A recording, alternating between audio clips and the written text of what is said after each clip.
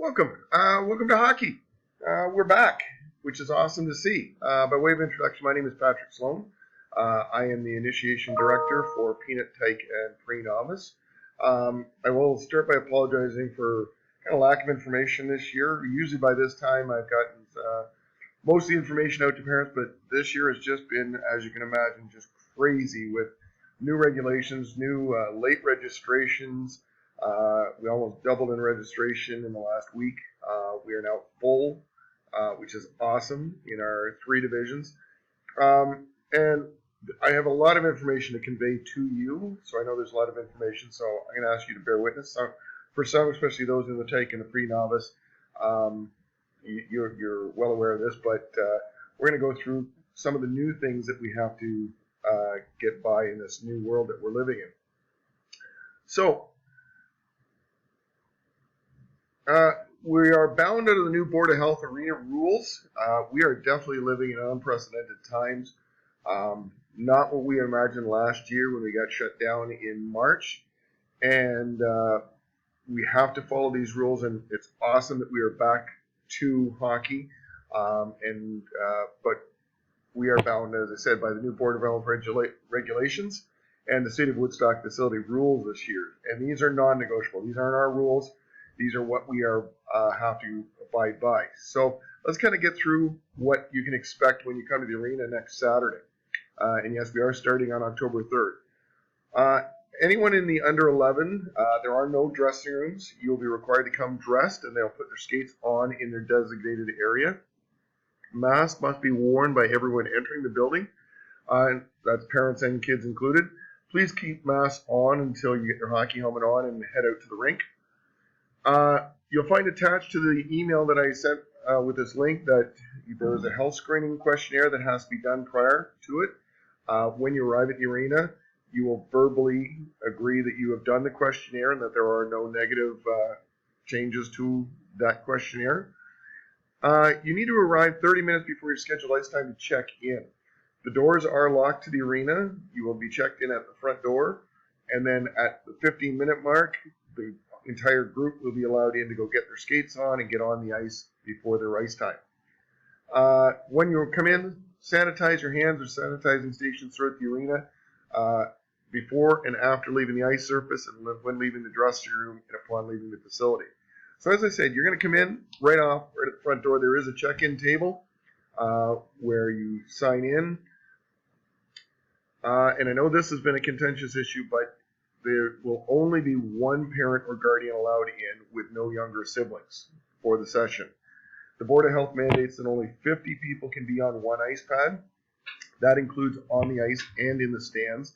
And in our groups, in Peanut, Tykes, and Pre-Novice, we have almost 24 kids for each session. So do the math. 24 kids, one parent each. We're almost at our 50. I'm actually number 50.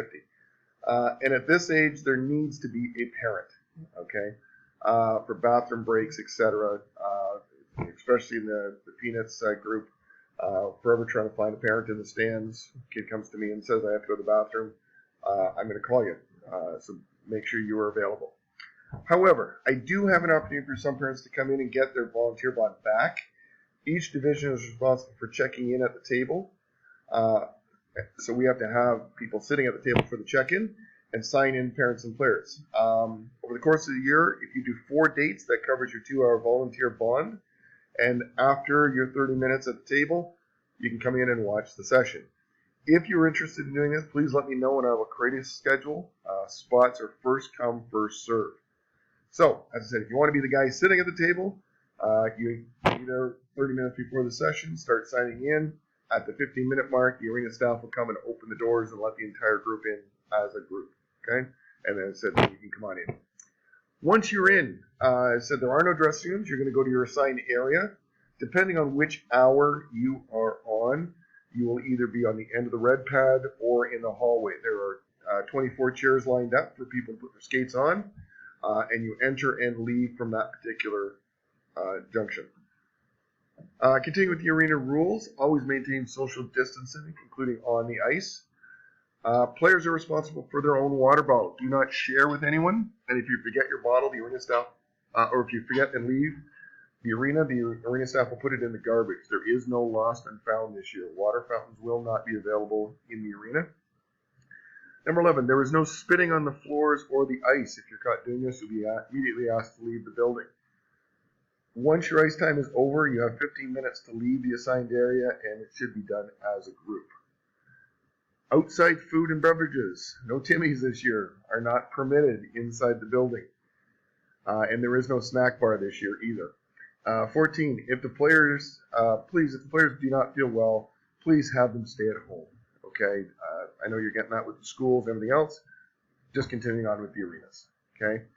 For teams, we have had our coaches meeting this week for all 3 initiation program divisions. The Tyke and pre-novice teams are set. I'm just doing a couple last-minute revisions. The Peanuts, the Learn to Skate program, I am working on tonight, so please note that we are still looking for some more on-ice help.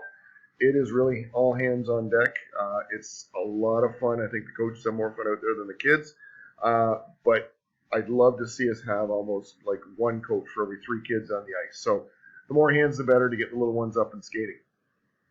You will be receiving an email from me before Saturday night indicating which ice time and team your little hockey player is on. So please check, once you know what team you're on, please check the WoodstockMinorHockey.com website for times starting next Saturday, October the 3rd. Coaches, please note that at the bare minimum, you need to submit the following: a police check, okay? Please check with your police department. Some are OPP, some are different townships. Each seems to have a different protocol. Respect and Sport for coaches and transgender training. These 2 courses are available on the Alliance Hockey website. Anytime whether it's minor hockey, minor ball, minor soccer, you will be required to do these. They are a one-time only course that you have to take. Once you got it, you don't have to take it again. These do not need to be done by next Saturday, but must be in the process to be completed. Okay, so get started on those this week if you could.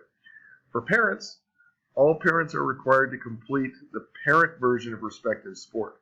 This also is on the AllianceHockey.com website. If you've done it in the past, you are good to go. You don't need to redo it.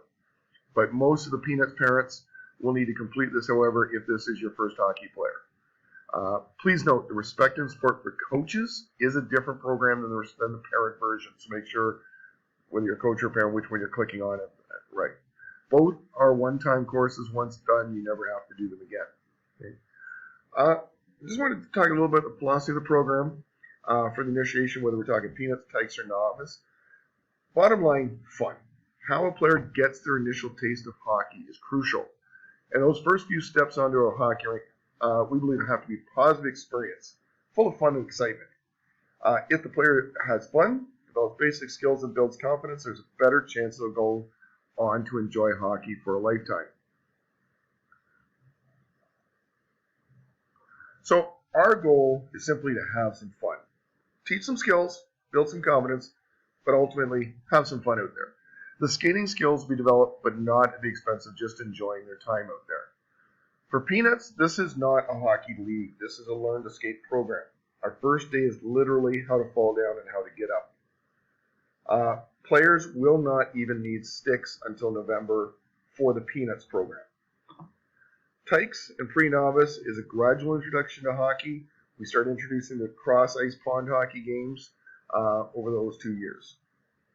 So, equipment. This is the question I always get. What do they need? This is, whether it's Peanuts, Tykes, or pre-novice, this is a full-blown hockey gear required. Okay? Helmet. You do not need a mouth guard. If you want to have your child wear a mouth guard, that is fine, but it is not a requirement in Alliance.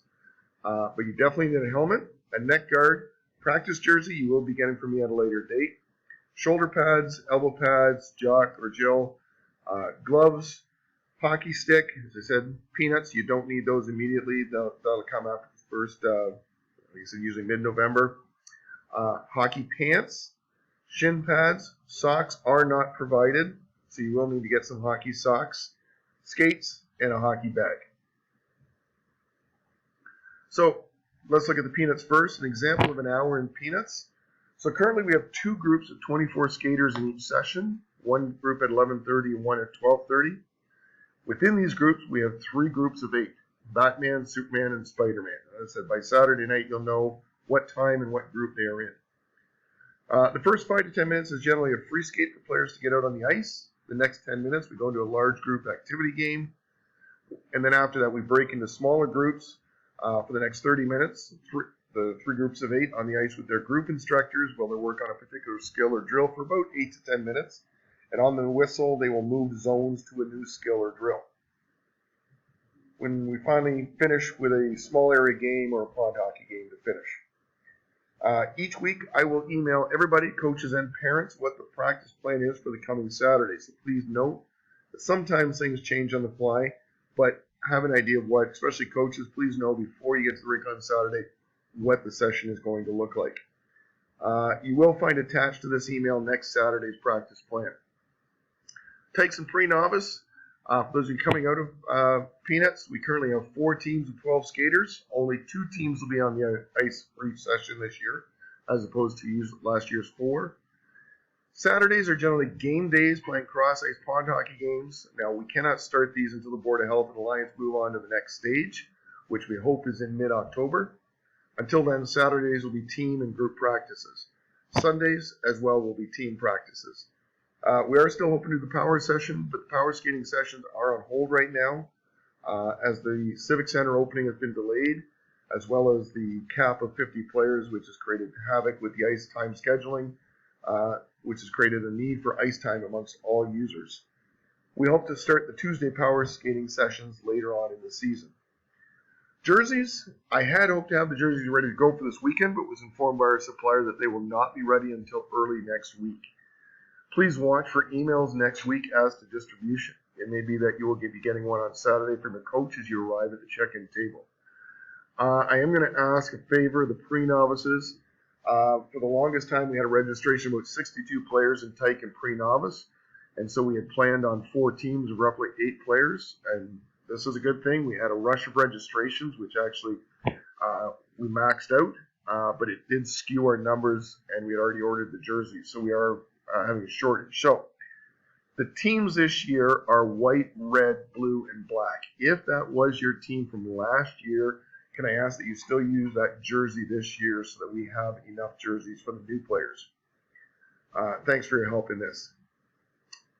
Just one note on jerseys, whether it's Peanuts, Tykes, or pre-novice. Once you get your jersey, you can take it down to Sorcerer Sports on Norwich Ave. Albert down there for a small fee. I think it's $7. Don't quote me on it, but I think it's $7. They will put on whatever number and name you require, entirely of your choice. I mean, if we have 12 number 99s out there, all the more power to it. We don't really worry about the numbers at this age group. Helmet name. Can you please make sure that your player's name is clearly marked on the front and back of the helmet? This is so the coaches can identify them quickly on the ice. This can generally be done with a white hockey tape and a black marker. For Peanuts, in addition to their name on the front and the back, could you, across the top, put what group they are in, Batman, Spider-Man, or Superman on the top. This is helpful for the coaches, so when we're dividing them up into groups and they're looking down, they can see what group that particular player is and direct them to the part of the ice they need to get to. As I said, I'm sure there's lots of other stuff I'm missing. A ton of stuff to throw out, especially the new rules within the arena. Once you get into it, you'll see it's entirely different. A lot of the area is sectioned or cordoned off with railings down the middle of hallways, etc. Doesn't negate the fact that we are back, and we are back to have some fun. I'm looking forward to it. Please, if you have any questions or concerns or need some clarification, please send me an email immediately. I'll try to answer to the best of my ability. Other than that, I'm looking forward to a good season, and I will see you on the ice next Saturday.